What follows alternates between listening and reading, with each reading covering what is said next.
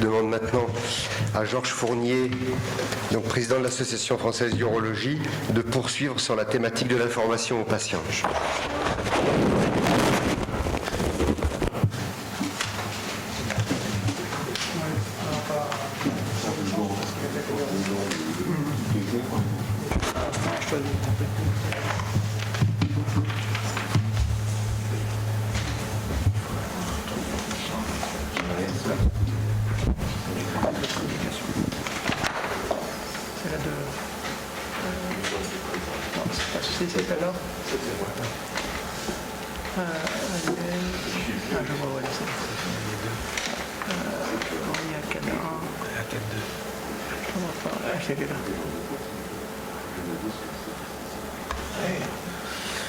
Voilà, chers collègues, bonjour à nouveau et pardonnez-moi une fois de plus. J'ai été trahi par les avions entre Brest et Paris.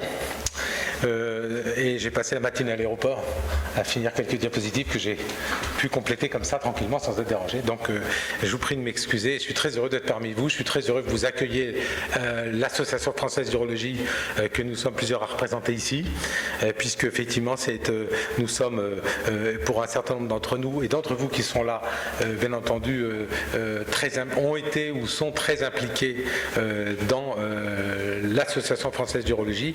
Et à ce titre-là, je suis très heureux de venir finalement clore cette session qui, vous l'avez vu, alors je m'en excuse auprès de mes collègues dont je n'ai pas pu voir la communication, mais consacrée à l'innovation, et vous voyez à quel point cette innovation est importante. Au-delà de l'innovation, il me paraissait important de conclure sur un message peut-être un peu plus, non pas personnel, mais un peu plus humain, en tout cas quant aux choses pratiques. La chose pratique, différents présidents ont quelquefois un mandat lorsqu'ils commencent, les mandats de 3 ans à l'Association française d'urologie, et disent moi je voudrais faire ceci ou cela. C'est souvent de la campagne électorale, c'est pas toujours suivi des faits, mais il y a quelquefois des choses auxquelles on tient. Et une auquel en tout cas l'équipe que nous constituons tient, c'est de faire tout ce qu'on peut pour éviter les morts de cancer de la prostate. Voilà, ça c'est un sujet simple, c'est palpable et compréhensible par tout le monde, et la question c'est comment fait-on ? Si la solution était simple, évidemment, tout le monde l'aurait déjà fait, ce n'est pas le cas. Et nous savons tous, puisque c'est quelque chose, et je vais reprendre quelques éléments, que le dépistage, le diagnostic précoce de cette maladie reste l'élément clé pour envisager une réduction de la mortalité, car quand c'est découvert trop tard, c'est trop tard. Et par conséquent, on peut pallier, on peut prolonger, mais on ne peut pas guérir. Alors si on est très âgé, c'est pas très grave, parce qu'en fait, on va peut-être mourir de vieillesse, c'est-à-dire d'accident cardiovasculaire, avant de mourir de cancer, mais si on est plus jeune, c'est ça qui fait la difficulté. Alors, il y a un des points importants, bien entendu, sur le dépistage, c'est la controverse. Pour le compte, vous l'avez aussi pour le cancer du sein et pour d'autres affections, où effectivement, la procédure de dépistage qui s'adresse à une population générale est remise en cause en disant mais est-ce qu'il n'y a pas des effets délétères ? Pour le cancer de la prostate, la situation actuelle, c'est de dire vous pouvez, les sociétés savantes, qu'elles soient en France d'abord et aussi à l'international, de dire faire du dépistage, oui, mais pas systématique, pas de masse, et donc pas d'hémoculte et pas de mammographie systématique sur des listes électorales et vous recevez à domicile une invitation à faire votre taux de PSA, non. Par contre, un dépistage individuel, oui, après information du patient, et nous sommes au cœur du sujet. Parce que la question, c'est quelle information ? Alors, je vous ai en quelque sorte simulé le parcours du patient. Supposons que vous soyez un patient, à ce moment-là, vous allez faire la chose suivante. Vous allez dire, je veux avoir de l'information, où vais-je la trouver ? Alors, vous allez sur les sites officiels des tutelles. Alors, vous allez sur amélie.fr, vous allez sur e-cancer, et vous avez ça. Alors, vous avez d'abord la publication dont le premier auteur est François Roset, qui est ici à gauche, les recommandations sur SAFU, et j'ai souligné en jaune, sans que vous lisiez le détail, où chaque fois qu'il est écrit information du patient. Donc, vous voyez qu'à quel point l'information est partout présente, information éclairée avant de prescrire le PSA, information. Vous allez sur amélie.fr, vous allez sur e-cancer, c'est à peu près pareil, les liens sont les mêmes, vous avez cette belle photo qui vous dit s'informer avant de décider. Et en ce sens-là, vous suivez d'un point de vue de la stratégie ce qui se fait aux États-Unis. Pour ceux qui ne connaissent pas l'US Preventive Service Task Force, c'est ceux qui décident ou non de ce que l'on fait pour le dépistage aux États-Unis. Donc ça, c'est une autorité, il n'y a pas de doute. Et il faut pas dévier. Et on verra qu'ils ont eu des conseils ou des orientations qui ont changé avec le temps. En 2018, ils ont décidé qu'il fallait faire la même chose que ce qu'on propose en France, une proposition de dépistage individuel après information. Alors allons voir l'information, puisque nous sommes là pour ça. Alors pardonnez-moi, ce qui est en rouge, ce n'est pas ce qui était sur le guide d'Internet, mais c'est ce que j'ai rajouté. C'est-à-dire que vous avez une information qui est censée être d'un site officiel, et pardonnez-moi, je suis un tout petit peu iconoclaste, mais en réalité, tout ce qui est écrit là est obsolète, au minimum incomplet, et farouchement anti-dépistage en vérité. C'est-à-dire un plaidoyer contre le dépistage. Et là, à titre personnel, je suis très respectueux des institutions de façon générale, et je trouve qu'il faut à ce moment-là, si on veut faire ce travail, actualiser les connaissances, parce que si on ne le fait pas, on devient à ce moment-là partisan de quelque chose qui dessert l'intérêt de départ, c'est-à-dire une information qui n'est pas de bonne qualité. Vous pourrez avoir accès à ça, je ne vais pas rentrer dans le détail. Mais si vous lisez rien que ce qui est écrit à droite ici, vous voyez, de nombreux cancers de la prostate ne se seraient jamais révélés au cours de la vie des hommes et n'auraient donc pas nécessité de traitement. Ces hommes feront face aux conséquences physiques et psychologiques des traitements sans tirer bénéfice du dépistage, puisque leur cancer n'aurait jamais fait parler de lui. On ne peut pas pire, quand même. Les traitements sont efficaces, mais peuvent exposer des hommes à des effets secondaires lourds de conséquences qui affectent la qualité de vie, troubles sexuels urinaires. Ok, il y a du vrai, il n'y a pas de doute. La question, c'est qu'il n'y a pas de nuance. On ne parle pas de surveillance, on ne parle pas de la sélection des tumeurs comme on le fait maintenant, tout ce que vous avez entendu aujourd'hui. C'est toujours d'actualité. Alors la question, c'est quel message nous, et je dis bien nous, puisque nous collectivement, nous sommes des hommes majoritairement ici, ou quasi exclusivement, nous avons autour de nous des personnes qui, parce que vous êtes à l'Académie de chirurgie, parce que nous sommes urologues, disent « Et alors, qu'est-ce que je fais ? Mon médecin ne me conseille pas de faire le PSA. Qu'est-ce que tu en penses ?» Eh bien, je voulais vous proposer quelques messages de réflexion pour les hommes de plus de 50 ans. Parce qu'il ne faut pas faire de la médecine, de mon point de vue, condescendante sur ce sujet.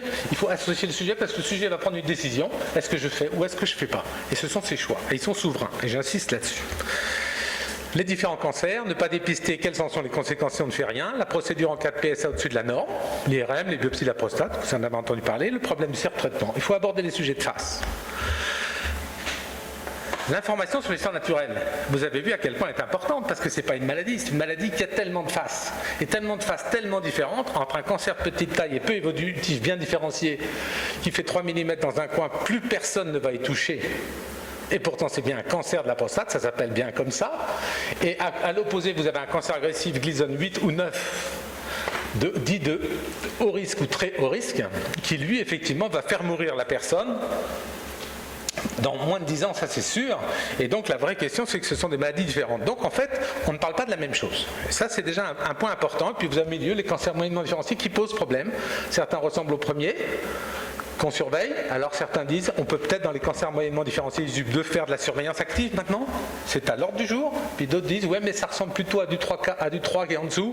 C'est comme d'habitude, c'est ce qu'on appelait avant les 7+, 7 prédominants ou 7 minimum. Et donc ceux-là, effectivement, la question c'est où les classer. Il reste cette incertitude pour mieux définir ce qu'on fait sur les tumeurs qu'on découvre. Mais ce sont ces cancers dangereux qui sont responsables des 8700 décès par an en France, en moyenne. C'est à peu près chaque année, on est encore dans ces eaux-là, c'est-à-dire un mort toutes les heures. Donc est-ce qu'on accepte ça? Non, on ne doit pas l'accepter, la question c'est comment faire. Alors, évidemment, les adversaires du dépistage vont brandir immédiatement. Ce qui est formidable, c'est les études qui ont été faites pour dire, est-ce que si on dépiste un bras d'homme, qu'on leur fait le PSA, et de l'autre côté, l'autre bras où on ne dépiste pas, et qu'on compte les morts à la fin, on va avoir la réponse. Est-ce que ça réduit la mortalité de dépister? En théorie, l'image est belle et elle est très scientifique. La réalité est un peu différente. Pourquoi? D'abord, il y a deux études, une américaine qui est à droite, PLCO, une étude européenne à gauche, ERSPC, qui montre des résultats où il y en a une ERSPC européenne qui dit qu'il y a une réduction de la mortalité, minimum 21%, voire plus quand on augmente le recul de l'étude. Donc ça veut dire que le dépistage réduit la mortalité dans cette étude. La deuxième PLCO dit qu'il n'y a pas de différence. C'est-à-dire que vous fassiez le dépistage ou pas le dépistage, vous n'avez pas moins de morts avec le dépistage. Interrogation terrible, en disant mais alors finalement ça ne sert à rien. Et puis en fait, la vérité se dévoile petit à petit. C'est-à-dire que ceux qui, pardonnez-moi pour ceux qui connaissent, mais ceux qui ne sont pas spécialistes, sachez que ceux qui étaient dans le bras qui ne devaient pas faire PSA, discrètement, allaient faire un PSA quand même par précaution. On ne sait jamais, comme on ne fait pas le PSA, si par hasard... Et donc, du coup, on appelle ça une contamination. Donc, ça veut dire qu'on a comparé, en fait, des gens qui avaient un PSA officiel avec des gens qui avaient un PSA officieux, en fait. Donc, tout le monde a eu un PSA. Donc, en fait, les études sont fausses complètement, méthodologiquement ininterprétables. PLCO. Certains ingénieurs intelligents ont tenté d'extrapoler les résultats de PLCO avec différents facteurs correctifs. Je serais bien incapable de vous détailler. C'est Sodikov qui dit si on reprend les paramètres, etc., on arrive aux mêmes conclusions que ERSPC. Donc on considère que le standard il est là, le ERSPC. Ça ne veut pas dire qu'il n'y a pas à discuter sur ERSPC, mais que ça réduit la mortalité, c'est vrai. Et c'est d'autant plus vrai qu'on augmente le recul. À Göteborg, donc l'étude de bras suédois a montré effectivement que plus on avançait, on arrivait jusqu'à 41% de diminution du risque de mortalité. Alors pour le patient, ça c'est pour enterrer l'affaire. C'est-à-dire, ne dites pas que les études randomisées ont montré qu'il n'y avait pas d'effet. Ben si, il y a un effet. Celle qui dit qu'il n'y en a pas, c'était ancien. Actualisez vos connaissances et vous verrez que tout ça c'est réglé. 3 questions à aborder pour le patient. Conséquence, si je ne dépiste pas, j'ai plus de 50 ans, je ne fais pas de dépistage, qu'est-ce qui m'attend? Le surdiagnostic et le surtraitement. Voilà 3 questions et des mots-clés qui reviennent souvent. Si on ne dépiste pas, ben écoutez, si on ne dépiste pas, nous retournons en 1985. Pour ceux d'entre vous, c'est la plupart, et j'en fais partie, qui étaient à l'époque déjà urologues ou en voie de l'être en 85, ils avaient des consultations où il n'y avait pas de PSA, on voyait des gens arriver, comme si ça a été décrit sans doute au départ par Pierre, des patients effectivement qui avaient toujours des stades avancés, révélés par les manifestations métastatiques de la maladie, ou les trous mictionnels à la rigueur, en cas de gros volume local, donc une maladie prise trop tard. Donc il n'y avait pas de chemin pour s'en sortir et être guéri à cette époque-là. Et d'ailleurs, il n'y avait même pas de traitement local, il n'y avait pas de chirurgie, puisqu'effectivement la chirurgie de la prostatectomie était à ses débuts dans l'enfance et absolument pas pratiquée en France en tout cas. Donc l'arrêt de ne pas dépister, on la connaît, c'est les statistiques et les tableaux qu'on avait des patients métastatiques qui mouraient, qui avaient juste le traitement hormonal pour freiner l'évolution, et en aucun cas, aucun ne pouvait être dans la stratégie d'être guéri. Alors il y a eu une espèce d'expérimentation qui n'est pas extrêmement bien détaillée sur le plan scientifique, mais c'est 2012. Pourquoi en 2012, aux États-Unis, l'UPSTF, ce fameux institut qui détermine quel type de dépistage on fait aux États-Unis, dit, au vu de ses premières études, à l'époque, à la maturité des études sur les études randomisées sur le dépistage, avait dit, mais écoutez, on ne voit pas d'effet favorable du dépistage, on arrête. Et aux États-Unis, on dit en 2012, on arrête, on interdit le dépistage quel qu'il soit, systématique ou individuel. Ok, c'est suivi en fait. C'est suivi aux États-Unis. Qu'est-ce qui se passe? Eh bien, vous avez en Angleterre et vous avez également aux États-Unis, ça a été publié, eh bien, à peu près dans la même période qui a suivi, effectivement des stades plus avancés au diagnostic, avec des métastases, et vous avez effectivement, dans 4 cancers sur 10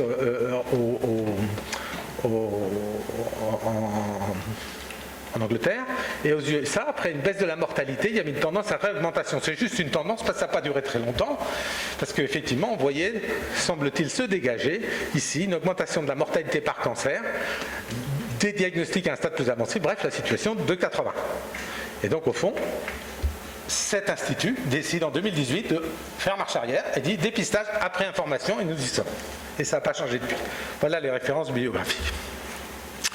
Alors le problème du surdiagnostic, on dit souvent le surdiagnostic. Qu'est-ce que c'est le surdiagnostic? C'est en fait de diagnostiquer des tumeurs qui n'ont pas besoin d'être diagnostiquées, c'est-à-dire qui sont totalement, on appelle indolentes, je ne sais pas comment il faut dire, mais en tout cas c'est des tumeurs qui, du fait de leur taille ou de leurs caractéristiques, du vivant du patient, ou du citoyen, n'ont pas de raison de menacer sa vie. Donc ça veut dire que si on ne les trouve pas, c'est pas grave.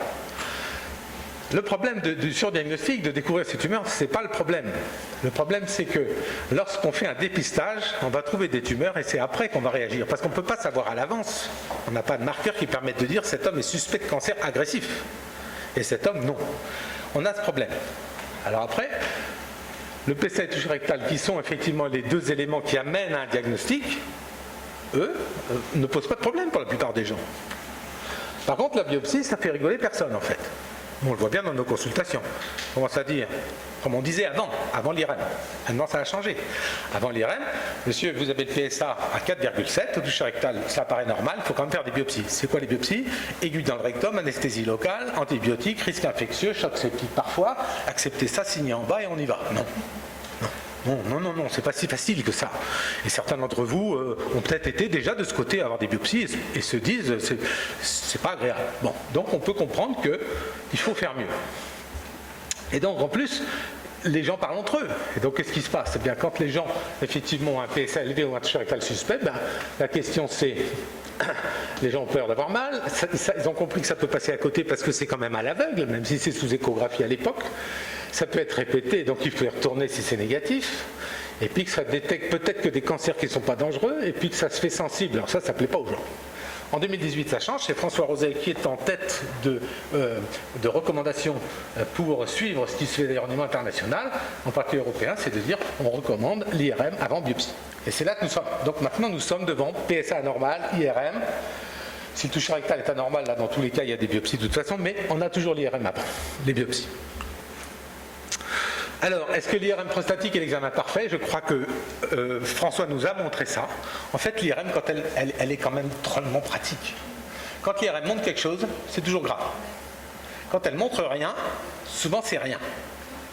C'est ça qu'il faut retenir, c'est les grandes lignes. Ça ne veut pas dire que c'est 100% en médecine, c'est jamais comme ça. Mais voyez, quand vous êtes ici, plus c'est significatif à l'IRM, pas les 3, 4 ou 5, quand c'est 5, c'est cancéreux. Et d'ailleurs, les patients ils lisent le compte-rendu, le radiologue va dire c'est un cancer jusqu'à preuve du contraire. Si c'est à 3, c'est douteux, si 4, c'est fortement suspect. Donc, ce qui se passe, c'est que les patients qui ont maintenant une IRM anormale, qui vont avoir des biopsies ciblées, eux, ils savent déjà s'ils ont un cancer quand ils ont pas RAD 4 ou 5, souvent. Ce qui change complètement, parce qu'ils ont compris que la biopsie, ça sert à une suspicion de cancer. Donc c'est très important, parce que ça a changé l'approche. Alors, l'idée c'est, est-ce que quand l'IRM est normal, on ne fait pas de biopsie? Je suis convaincu qu'on va y arriver, c'est déjà le cas pour un certain nombre d'entre nous, qui bien entendu, quand l'IRM est normal, disent, il n'y a pas de justification à faire de biopsie, parce que s'il y avait un petit cancer, monsieur, probablement ce ne serait pas significatif. La réalité, c'est qu'il y a de temps en temps des petits cancers, ça c'est sûr, et puis quelquefois des cancers dits significatifs par leur taille. Une étude qu'on a faite dans notre centre à Brest, 110 patients IRM normal avant biopsie, vous voyez? Eh bien, il y a 35 cancers de prostate, mais c'est tous les cancers confondus. Et en fait, si vous regardez bien, seulement 6 sont du grade 4, c'est-à-dire 5%. Et si vous rajoutez des paramètres comme la densité du PSA, ces cancers-là s'effacent. C'est-à-dire que si vous prenez l'IRM normal plus un marqueur en plus, vous arrivez finalement à la précision exacte, c'est-à-dire de vous passer de biopsie. Même si les études disent « ouais, mais c'est quand même un peu tôt pour conclure », c'est sans doute vrai, mais attention, ces patients-là ne partent pas dans la nature. Si vous avez une IRM normale et que vous leur dites « on ne fait pas de biopsie », on les surveille. Et il n'y a pas d'étude qui ait montré si on les surveillait, qu'est-ce qui se passait pour voir apparaître quelque chose. Donc moi, je pense que c'est de nature à rassurer les gens, de dire si vous avez une IRM normale, avec un PSA augmenté, on se passe de biopsie, même si nous ne sommes pas encore d'un point de vue des recommandations. Voilà, donc les biopsies ciblées, François Rosé en a parlé. L'idée, c'est que l'IRM, par ce biais, permet de réduire le nombre de biopsies, estimé à 25-30% pour l'instant, mais force est de constater qu'on n'a pas suffisamment d'études en nombre pour pouvoir conclure avec certitude ce qu'on économise réellement. C'est pourtant la voie qu'il faut suivre, il ne faut pas continuer à biopsier tout le monde. Le surtraitement maintenant. Le surtraitement, on vous en a parlé, c'est qu'il y a plusieurs maladies. Vous voyez l'historique, avant 85, 90, 2010. Eh bien, la plupart d'entre nous ont connu parfaitement après 90 toute tumeur diagnostiquée et traitée par irradiation, par chirurgie, si l'homme a plus de 10 ans à vivre. C'était comme ça. Et puis en fait, ça a été la grande époque, qui est en fait un peu une réaction humaine au fait qu'avant, on ne détectait pas du tout le cancer. On arrivait toujours trop tard. Donc là, on se dit, pourvu, maintenant qu'on l'a, on va les traiter. Puis on s'aperçoit qu'on traite tout le monde pareil, alors qu'en fait, ce sont des maladies vraiment distinctes selon leur différenciation. Et donc, du coup, on arrive actuellement à la surveillance active pour les petits cancers et au traitement sur mesure, c'est-à-dire qu'effectivement, chaque individu a une tumeur particulière, une espérance de vie particulière, des comorbidités particulières, et en fonction de ça, on va traiter d'une manière ou d'une autre. C'est donc plus le systématique, c'est quelque chose qui est sur mesure. Évidemment, la morbidité est toujours là, même s'il y a eu des progrès. Et je pense que le point important, c'est que bien sûr, les techniques s'améliorent, mais la chirurgie reste la chirurgie, l'irradiation reste l'irradiation. Ok, il y a toujours de la morbidité. On essaie de la limiter. Ce qui est important, en tout cas, c'est de comprendre que cette morbidité pour laquelle nous devons travailler pour la réduire au maximum, doit être expliquée. C'est-à-dire que le patient ne peut accepter ce risque.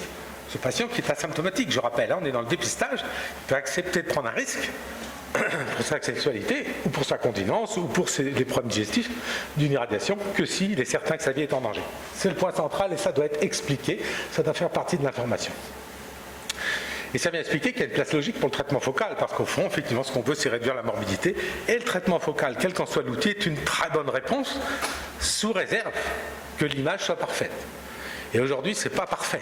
Quand vous avez une tumeur visible qui fait 1 cm à l'IRM, visible, vous dites, je traite 1 cm, je contourne, je taille. On dit, si vous les traitez, on dit, en général, prenez une marge de 9 mm autour, parce qu'il y a des ramifications que vous ne voyez pas. Donc on n'est pas encore dans l'image parfaite, comme on voudrait. Ça va s'améliorer. Alors pour conclure, je ne sais pas si certains d'entre vous se souviennent de la campagne de la sécurité routière, où toute la ville de Mazamet, qui comptait à l'époque 14 000 habitants, s'est allongée à 13 heures, par terre, vue d'avion, tous les bras en croix, et la prévention routière, qui maintenant fait des trucs assez trash, avait dit, voilà, chaque année, la ville de Mazamet disparaît de la carte, ce sont les morts sur la route. Il faut qu'on bouge. Donc c'était un gros truc, on vous le retrouvez encore sur Internet, les gens sont comme ça, à 13 heures. La question c'est, là ça a changé puisque regardez l'évolution, 86-2016, regardez, 3500 décès ici en 2016, 11 500 au départ. Donc la sécurité routière, c'est la ceinture de sécurité, l'amélioration des routes, l'amélioration des voitures, la réduction de la vitesse, tout ça, ça a été des mesures, c'est la ceinture de sécurité. La question c'est, est-ce que nous avons la même ceinture de sécurité pour le cancer de la prostate? Eh bien on a PSA et IRM aujourd'hui. Voilà. Est-ce que c'est parfait? C'est pas parfait. Et d'ailleurs, il y a encore des morts sur la route. Mais pour autant, on peut agir. Et donc, la vérité, c'est qu'aujourd'hui, nous n'avons que ça. Et ça ne veut pas dire qu'il ne faut rien faire parce qu'on n'a que ça. C'est pas parfait. Ce qu'on veut, évidemment, l'idéal, tout le monde le connaît, c'est que vous prenez un marqueur, vous le faites, si possible même pas une prise de sang, et on vous dit vous avez un cancer, et en plus il est comme ci, il est comme ça, et en plus il ne faut pas le traiter, et tout va bien. Ok. Travaillons beaucoup pour avoir ce résultat, on ne l'a pas encore. Donc la vraie question, c'est est-ce qu'on peut avoir une courbe comme ça dans les années qui viennent? Voilà l'enjeu. Nous sommes actuellement à 8700 morts, est-ce qu'on peut arriver à 2500 dans 10 ans? Voilà la question. Il faut travailler. Alors, je n'ai pas pu m'empêcher de rendre hommage à Philippe Mangin, que je vois avec plaisir aujourd'hui, parmi nous. Pourquoi? Parce que ce sont les présidents, et j'ai oublié de rajouter François Richard qui est devant moi, qui ont défendu le dépistage alors qu'ils étaient présidents de la FUN. Voilà, tous ces présidents-là, eh bien, je suis dans la même lignée, c'est-à-dire d'encourager absolument la réduction de la mortalité du cancer de prostate, mais avec les outils que nous avons aujourd'hui, c'est-à-dire les connaissances que nous avons de la maladie. Et donc, effectivement, les recommandations ne sont pas nécessairement tout à fait les mêmes, mais elles poursuivent pourtant le même objectif. Enfin, je préférerais qu'il n'y ait pas mon nom pour en faire la promotion sur ce livre. Ce livre sort demain. Vous voyez le titre, La tourmente de la prostate, c'est un titre un peu accrocheur. Je le dois à Olivier Cusneau. Nous avons écrit ce livre ensemble pour effectivement aller dans le sens de ce que je viens de vous dire là, c'est-à-dire dans l'idée de donner de l'information au grand public. Voilà. Ça, je dirais, et quand j'ai écouté Olivier Cusneau et ce qu'il nous a proposé comme application, comme information, on voit bien que nous sommes à l'ère de la communication. L'AFU utilise d'ailleurs Facebook, utilise aussi Twitter, sur le site Eurofrance, mais aussi Urologie Santé, qui est un site patient. Tout ça, c'est fait justement pour développer toute l'information sur le pour, le contre du dépistage, les arguments objectifs, pour ne pas être victime de ces sites qui ne sont pas mis à jour et pourtant officiels. Et donc je crois qu'au-delà de ça, il faut aussi convaincre les tutelles. Si parmi vous certains ont de l'influence, peut-être en font partie de ces tutelles, aidez-nous pour améliorer la mise à jour. Parce qu'évidemment, ce n'est pas négatif. On sent bien que ce n'est pas contre l'urologie ou les gens qui ont des cancers, mais c'est quand même nécessaire de le faire parce que l'information passe assez vite. Je voudrais conclure en vous remerciant tous très chaleureusement de cette session entre l'AFU et l'Académie de chirurgie, qui pour nous est un rendez-vous très important. Je suis très heureux que mes collègues aient pu se libérer. Je les remercie également de s'être impliqués pour essayer de vous faire passer toutes ces nouvelles données qui nous passionnent. Merci de votre attention.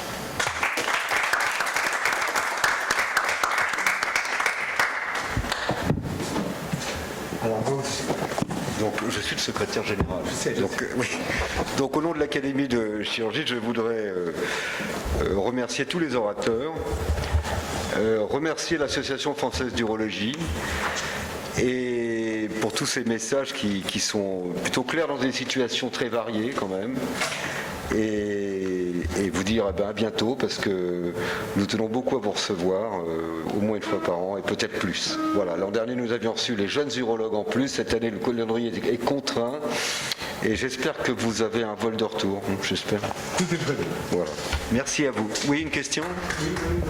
Ah, pardon. Ah oui, j'aimerais bien vous poser une question. Alors là, je ne suis pas du tout dans cette branche de chirurgie, mais une question sur l'information. Vous avez intitulé votre exposé « L'information à partir de 50 ans ». Et ensuite, au fur et à mesure que les années s'écoulent, comment peut évoluer cette information ? Est-ce qu'il arrive un moment où on peut conseiller l'absence de dépistage ? Quelles sont les modulations de cette information ? Les modulations, il y a un axe central.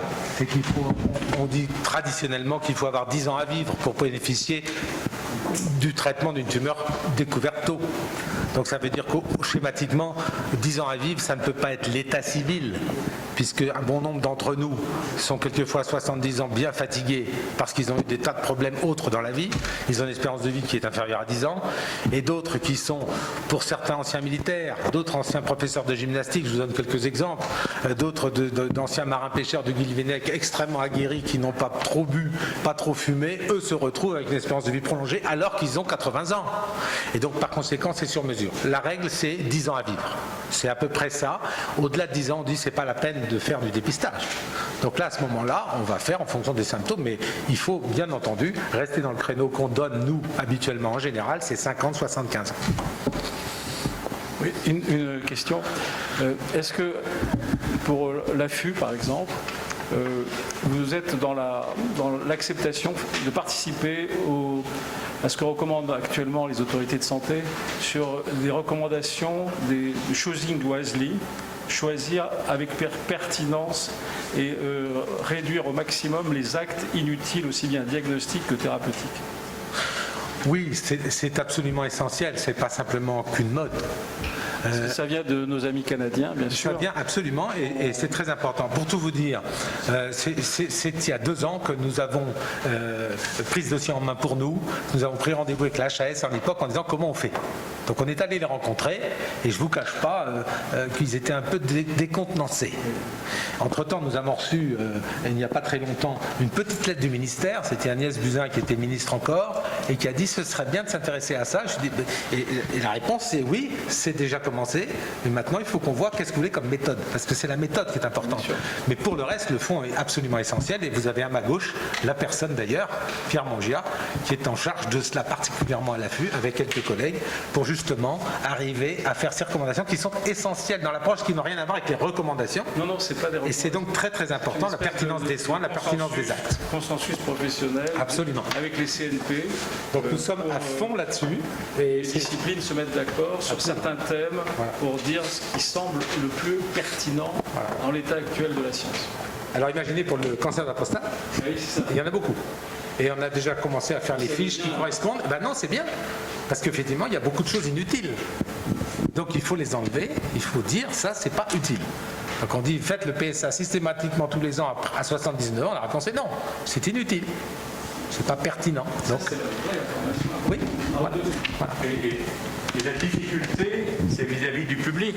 Parce que quand un malade, pendant 10 ans, a fait tous les ans un PSA, c'était dans le bon cas, quand il n'en a pas fait 5, et qu'on lui dit, monsieur, voilà, vous avez maintenant 78 ans, vous êtes bien, mais enfin, on va peut-être arrêter de faire le PSA, il y en a un grand nombre qui disent, bon, d'accord, puis tu les revois l'année d'après, et ils reviennent encore avec le PSA, alors que tu as dit d'arrêter de le prescrire. Mais ils trouvent quelqu'un pour lui prescrire. Et donc, le problème, ce qu'a dit Georges est très important, c'est qu'il faut réussir à faire de la pédagogie vis-à-vis également du public, et il y a l'information de faire ou l'information de ne pas faire. Et c'est pas facile.